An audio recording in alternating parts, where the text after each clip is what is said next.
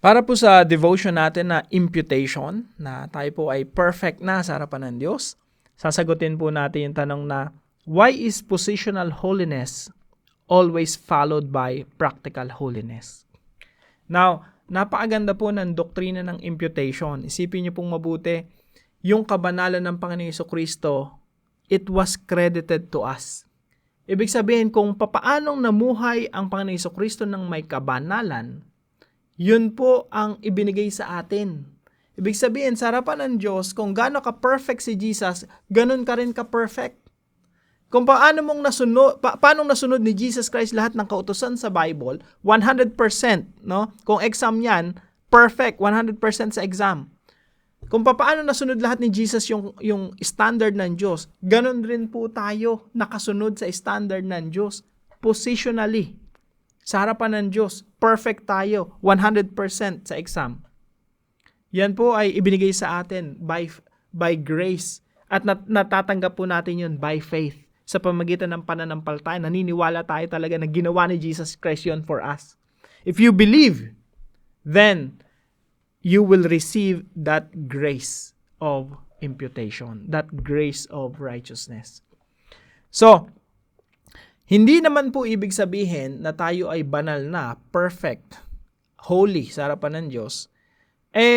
Tayo po ay na-transform na overnight na hindi na tayo magkakasala. Kaya po mayroon tayong tinatawag na practical holiness. Kasunod po ng positional holiness, yung practical holiness. Kaya po, hindi totoo na kapag nananampalataya ka sa Panginoong Jesucristo na walang patunay ng kabanalan, ibig sabihin, walang resulta na nababago ka araw-araw, tapos ligtas ka. Ibig sabihin, peke yung pananampalataya mo. Ang tunay na pananampalataya ay sinusundan ng pagsunod sa Diyos. Kung totoong naniniwala ka sa Panginoong Jesucristo, susunod ka sa Kanya. Kung peke ang pananampalataya mo kay Kristo, sinasabi lang ng iyong bibig, hindi susunod ang iyong katawan sa pamumuhay ng may kabanalan. So, importante po na malaman natin na merong positional holiness. Sa pamamagitan ng Panginoong Jesucristo, ikaw ay tatanggap ng kabanalan. Pero, yung kabanalan na yan, kung totoong tinanggap mo yan sa pamamagitan ng pananampalataya, yan po ay magdudulot ng bunga. Ano po yung bunga ng kabanalan ng Panginoong Jesucristo? Magkakaroon po tayo ng pagbabago sa ating mga buhay. So, positional holiness is always followed by practical holiness. Again, sabi po sa Hebrews chapter 10 verse 14, we are made perfect forever. Perfect ka na sa harapan ng Diyos.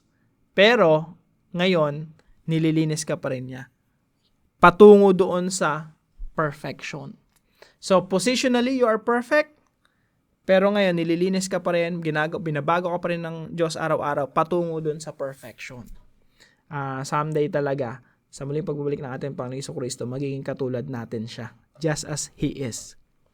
So mga kapatid, tandaan natin mga kapatid, ang ginawa ng Panginoong Jesucristo doon sa krus, yun lang yung tanging daan para tayo maging katanggap-tanggap sa Diyos.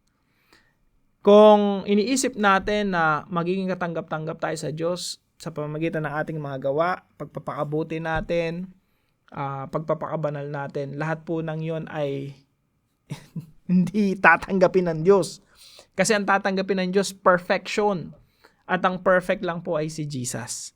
Salamat sa Panginoon sa kanyang mayamang biyaya dahil ang kabanalan ni Kristo ay naging kabanalan natin at naging katanggap-tanggap tayo sa Diyos. Ang alay lang ng Panginoong Jesucristo ang tinatanggap ng Diyos kasi ang alay ng Panginoong Jesucristo ay perfection. Ang alay natin laging imperfect. So, let me end with this. You are perfect, you live as such. Ikaw ay ginawang anak ng Diyos, magpakaanak ka. Ikaw ay ginawang Kristiyano ng Diyos, magpaka-Kristiyano ka. Again, holiness, positional holiness, is always followed by practical holiness. Magandang araw po sa bawat isa sa inyo. I hope may natutunan po tayo sa devotion natin na ito. At magkita-kita tayo muli bukas alas 5 ng umaga dito sa ating daily devotions.